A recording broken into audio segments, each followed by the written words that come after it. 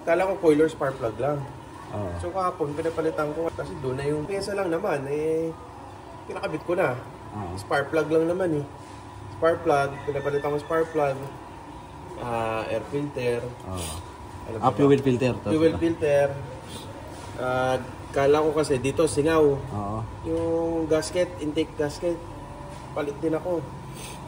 Ano nangyari sir? Walang power? Hindi, okay siya. Ito lang pumasok kahapon, kaso palyado. Yeah.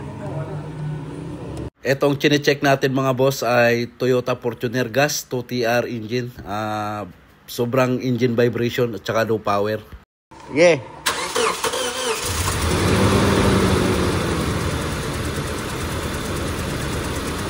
Nanginginig ah. Palyado yan. Hindi ganyan andar ng 2TR. Hindi talaga. Tino yan, gasolina to eh. Dahil sa engine vibration, nagpalit ng 4 na ignition coil ang may-ari, 4 na spark plug, pinalinis fuel injector, intake gasket, baka daw may vacuum leak pero wala pa rin nangyari doon sa ginawa nila mga boss, kaya inuulit natin pag-check ngayon. Itong Fortuner na to mga bossing ay kabibili lang. At alam naman niyang may vibration na pagkabili niya. Akala niya kasi makukuha lang niya sa pagpalit ng ignition coil at saka spark plug ay masusolve na yung vibration. Kaya binili niya pa rin kasi baka spark plug lang daw o coil.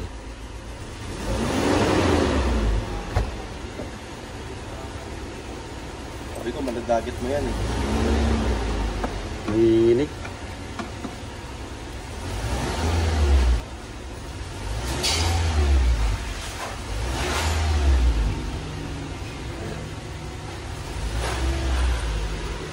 Dito inapakan ko muna yung accelerator, so naramdaman ko talagang may nginig muna mga bossing yung kanyang makina bago tumaas yung RPM, kaya tala ito troubleshoot natin to. Isip ko naman kasi ito, itong coil na to, ano yan, replacement. Pero hindi, ginagawa nila Malakas. Hindi ko nga rin ito, ano nga.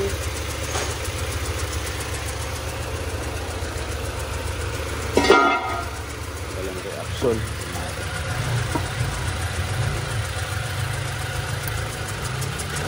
Malakas. Meron. Malakas. Ito mahina. Ano mahina? Hindi ka tayo dalawang yung mahina.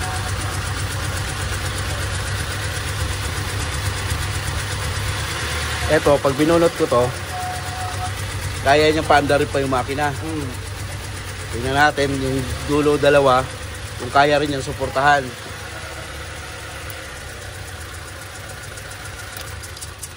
Patay. Ibig sabihin, mahina itong 1 in 2. Dito ang problema. Coil. Sa ano na to, sa part na to. Kasi sa 3 and 4, pag binunot ko yung 1 in 2, kaya niya pang paandarin yung makina. So pagdating dito sa 1 in 2, pag pinatay ko yung 3 and 4, hindi niya mapapaandar. Ibig sabihin dito na part, 1 and 2 lang tayo magpo-focus dyan. Okay. So, check natin kung ano makikita natin dyan. So, eksperto dyan, Kuya Joe. Oo. Ibalik mo ulit yung sakit tol mamaya. Ang unang step natin, pagpalitin natin yung ignition coil, yung 3 and 4 na gumagana, ay lilipat natin sa 1 in 2. Yung 1 in 2 ililipat natin sa 3 in 4. Subukan mo nga kasi lilipat natin yung coil, di ba? Ito kaya niya paandarin. Subukan mo bunutin yung dalawa kung hindi mamamatay. Sige. Pag namatayan, wala.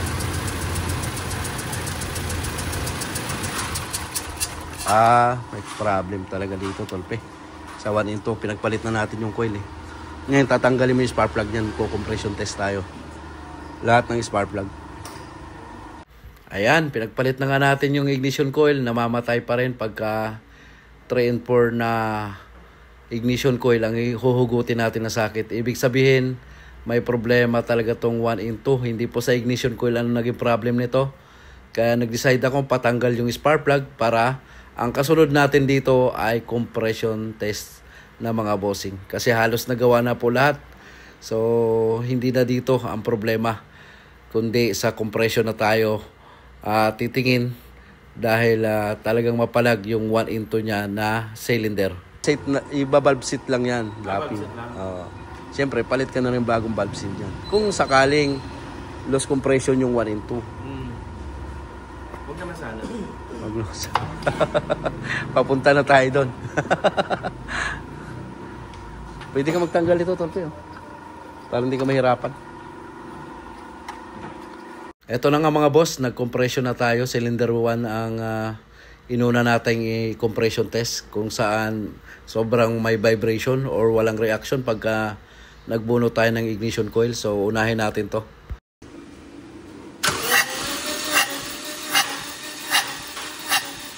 Locos compression.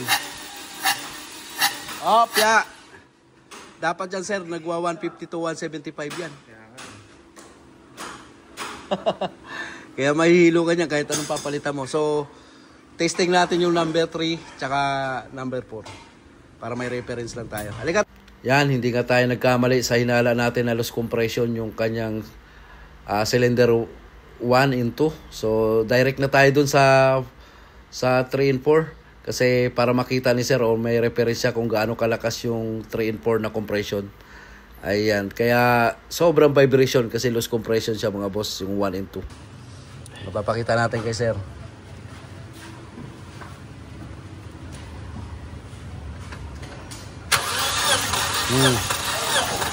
Hop! Diba? 125 to 50. So, walang mangyayari pagka vibration talaga mangyayari dyan. Ano gagawin natin dyan, Mr. Jordan? So, una i-check natin dyan, sir. Engine valve. May singaw. Di ba nagdaan ng overheat pa? Hindi ko sure. Nakakuha ko na. Bibili mo lang? Tapos ganyan na? Patay tayo dyan. Kinuha ko to kasi alam ko, gasolina to eh. Daling gawin eh. Kala ko coil lang o kaya spark plug. Oo, spark plug. Yung vibration na yun. Nakita ko naman spark plug. Binaklas ko yung isang peraso. Iba-ibang spark plug. Sabi ko palit spark plug lang. Nagkaroon ka ng pag-asa baka spark plug lang. Tsaka coil o kaya coil. Di makakalain na sa makina ang problema. Ganong issue talaga. Ganon, di maiwasan talaga yan, sir. So wala na tayong gagalawin dyan. Sa compression pa lang, kita lang.